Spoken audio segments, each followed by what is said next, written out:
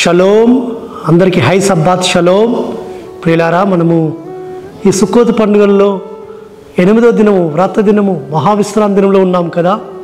కాబట్టి ఈ మహావిశ్రాంతి దినములు పరమతండ్రి మనల్ని ఆశీర్వదించడానికి, మన మధ్యలో నివాసం చేయడానికి, మనల్ని దీవించడానికి, ఆయన మన మధ్యలో సంచరించి మనల్ని బలపరచడానికి ఈ మహావిశ్రాంతి దినాలు ఇస్తూ వచ్చాడు. మరి అనుదిన కృపల లేఖన భాగం కూడా మనం చూసుకుంటుంటే ఎహెజ్కేలు గ్రంథము 20వ అధ్యాయము 20వ వచనంలో ఆయన అంటూ వస్తుంటున్నాడు, విశ్రాంతి దినములు నాకును మీకుని మధ్య సూచనగా ఉండును.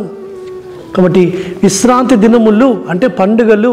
కాబట్టి మహావిశ్రాంతి దినములు నాకును మీకుని మధ్య గుర్తుగా సూచనగా ఉండును.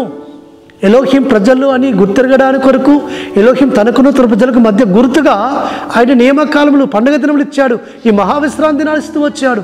కాబట్టి ఆయన ఏ కార్యము చేసినా ఈ మహావిశ్రాంతి దినాల్లోనే చేస్తూ వస్తుంటున్నాడు. కాబట్టి మన పితరులను ఐగుప్తులో నుంచి విడిపించింది కూడా ఆ మహావిశ్రాంతి దినమునే. పస్కా పండుగలో ఆ మొదటి దినమున, ఆ యొక్క పుల్లిన పండుగ మొదటి దినమున మహావిశ్రాంతి దినం వారిని విడిపిస్తూ వచ్చాడు.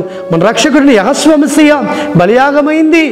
ఆ పస్కా పండుగలో ఆ మొదటి దినమున, పుల్లిన పండుగ మొదటి దినమున ఆయన బలియాగమయ్యాడు. పస్కా పండుగ రోజున బలియాగమై ఆయన సమాధి చేయబడ్డాడు ఆ పస్కా పండుగలోని. కాబట్టి అదే మాదిరిగా షాబోతు దినము, పెంతెకోస్తు పండుగ దినమున అలనాడు సినాయి పర్వతం మీదకి దిగి వచ్చి ఆయన 10 ఆజ్ఞలు గల ఆ యొక్క ధర్మశాస్త్రాన్ని 2 రాతి పలకలు ఇస్తూ వచ్చాడు. అలనాడు ఆది అపోస్తలులందరూ కూడా మేడగదిలో కూర్చున్నప్పుడు పరిశుద్ధాత్మను కుమ్మరిస్తూ వచ్చాడు. మరి బూరల పండుగ జ్ఞాపకార్థ శృంగధ్వని దినము ఏ దినమున 7 నెలల మొదటి దినమున మన మహావిశ్రాంతి దినం కూడవలను. అది దేనికి సూచన అంటే ఆయన రాకడకు. ఆయన రాకడ భూమి మీద ఈ దినమునే ఉండబోతుంది సుమా. ఆయన భూమి మీదకి ఈ దినమునే రాబోతున్నాడు. కడబూర శబ్దం రోగుతున్నప్పుడు యెహోవా మెస్సియా ఆయన ఈ భూమి మీదకి రాబోతున్నాడు సుమా. అదే మాదిరిగా పర్ణశాల పండుగ మొదటి దినము ఏతనేమని 7వ నెలలో 15వ దినము మహావిశ్రాంతి దినము. అది ఆయన రాజ్యస్థాపనకు గుర్తుగా ఉన్నది. భూమి మీద ఆయన రాజ్యస్థాపన జరిగించబోయే దినము పర్ణశాల పండుగ. మన రక్షకుడు యెహోవా మెస్సియా పుట్టింది కూడా పర్ణశాల పండుగలో మొదటి దినమున నిండు పౌర్ణమి రోజున. కాబట్టి అందుకే మనం పండుగ ఆచరించు నిండు పున్నమి రోజున మనం బూర ఊదవలను, మనం ఆయన సన్నిధిలో ఆరాధించవలను అని కీర్తన 81వ అధ్యాయం 3వ వచనంలో కూడా సెలవివ్వబడింది.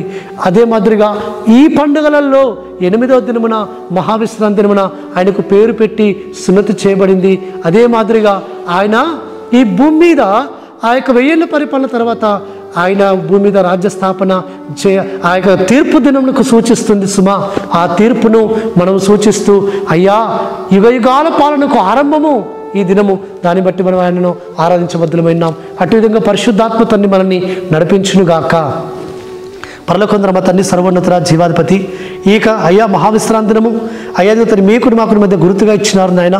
ఈ పండుగ దినాలని కార్యం జరిగిస్తున్నారు. అందుని బట్టి నీకు స్తోత్రం తెలుసుకుంటూ యెహోవా మెస్సియా నామమున స్తుతించి ప్రార్థించి వేడుకుంటున్నాము తండ్రి, ఆమేన్. సర్వోన్నతుడు సర్వాధికారిని యెహోవా మెస్సియా కృపా కనికరము మనకు తోడుగా ఉండి మనల్ని బలపరచునుగాక, ఆమేన్.